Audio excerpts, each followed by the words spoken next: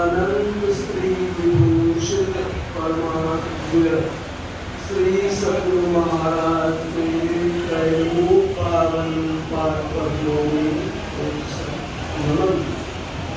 उनके पक्ष शिष्य पूज्य ब्रह्मलीन स्वामी महर्षि संसेवी परमहंस महाराज के चरणों में सब उपस्थित मंदिर के दिल्ली संत सत्संग मंदिर के संबंधित जो पदाधिकारी मंत्री अध्यक्ष वगैरह जितने हैं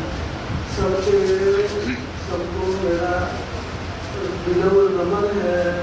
और इस आयोजन में जन्मोत्सव मनाने के लिए जो लोग एकत्र हुए हैं सब लोगों के लिए जय विष्णु परमेश्वर को मैं नमन करता हूँ।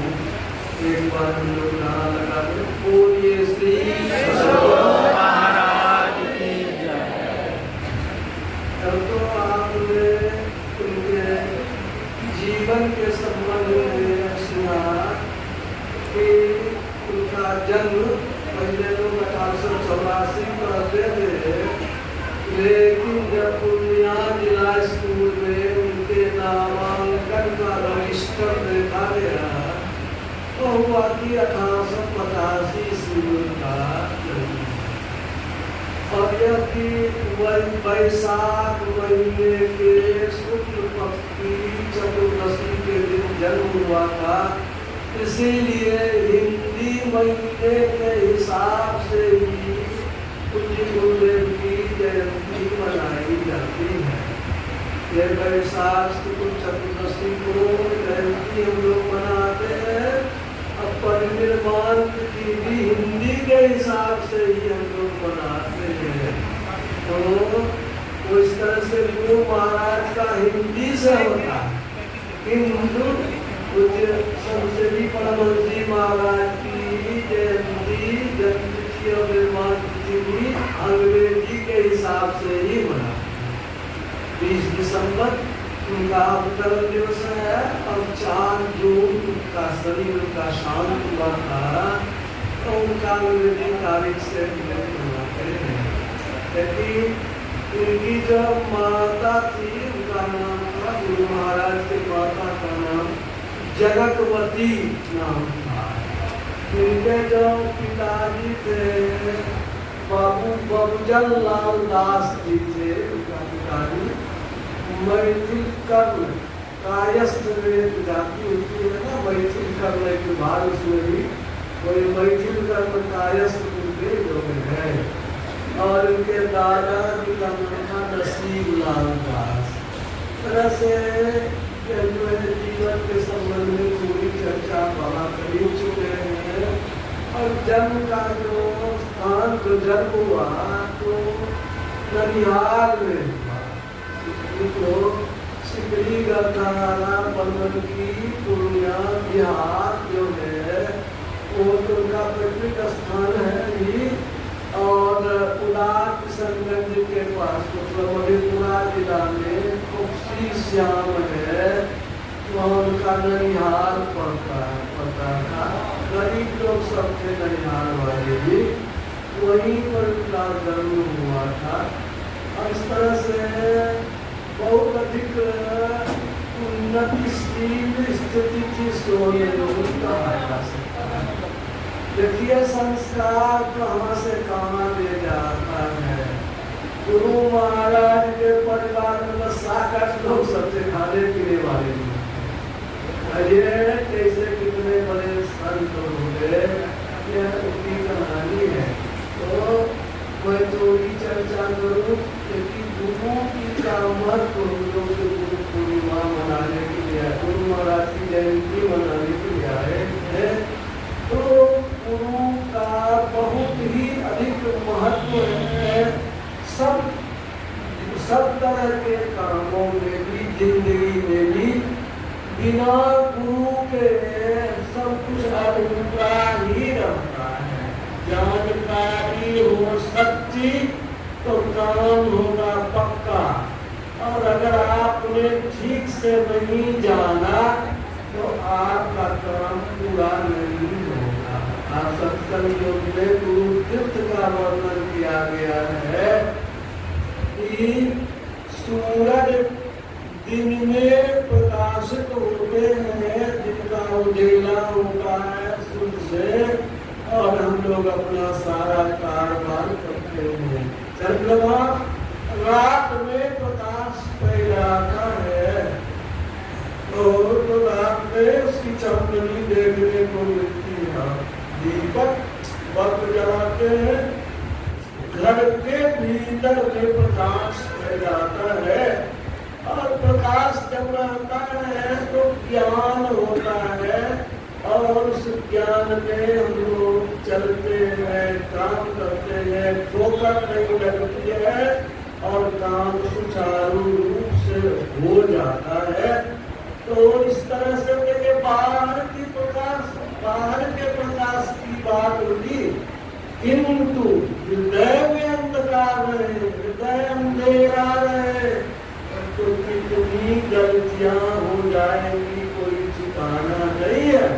इसीलिए कहा कि दीपक तो घर से भीतर उजाला करता है, किंतु गुरु का ज्ञान, गुरु क्या करते हैं, तो शिष्यों के हृदय के भीतर हमेशा ही प्रकाश फैलाते रहते हैं। इसलिए गुरु तीर्थ को कहा कि यह सबसे बड़ा तीर्थ है। खास करके ये साधक लोगों के लिए सत्संग में जो हम लोग हैं, ये है संसार के कामों को ले तो उसमें भी गुरु की मर्यादा बहुत ही अधिक है। सहजो बाई कहती है, सहजो कारण जगत के बिन गुरु पूरे नाय, हरि तो गुरु बिन क्यों मिले, समझ देख मनमाय। दुनिया का छोटा सा काम है, उसके लिए भी अच्छे गुरु रहेंगे तो आप सही ढंग से काम को कर सकेंगे। एक छोटी सी कहानी मैं आपको बताता हूँ। 1971 में भी तो लड़ाई हुई थी, बांग्लादेश जो बना था।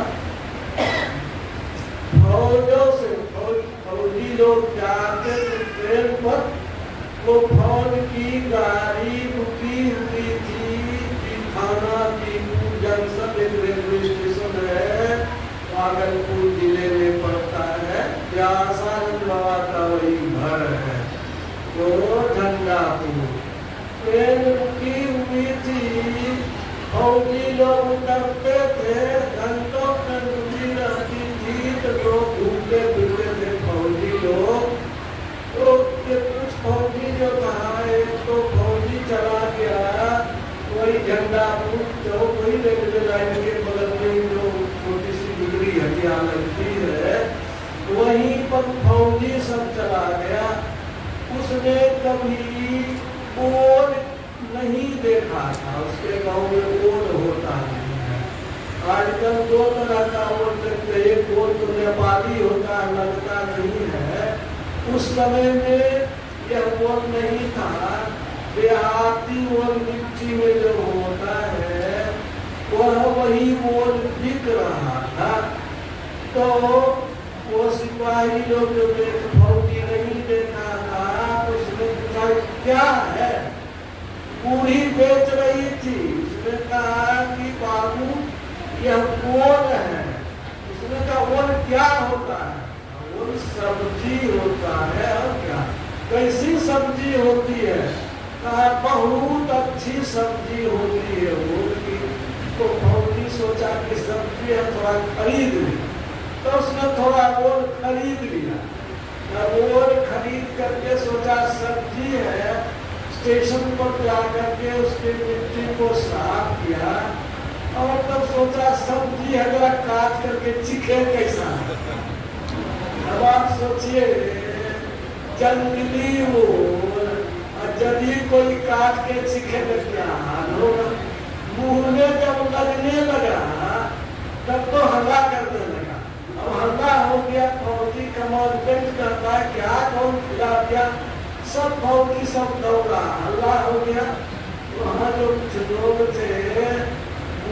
को कहा भाग जल्दी कोई सब बुझेगा मारिए देगा, वो उसको बुढ़िया को तो भागा दिया, टोकरी वही रह गया।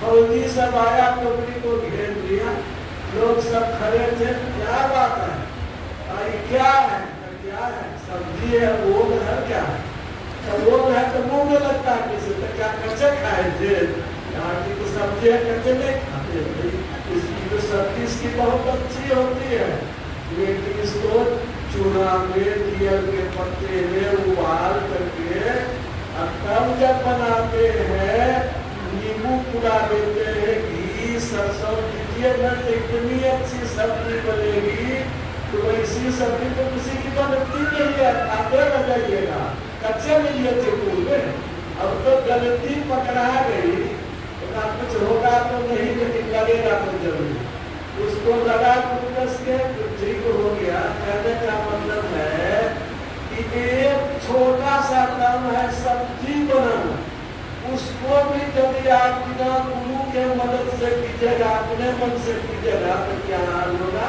गड़बड़ हो जाएगा। यही साधु भाई कहती है, दुनिया के काम के लिए गुरु चाहिए, तो भजन भक्ति के लिए आपको गुरु नहीं चाहिए।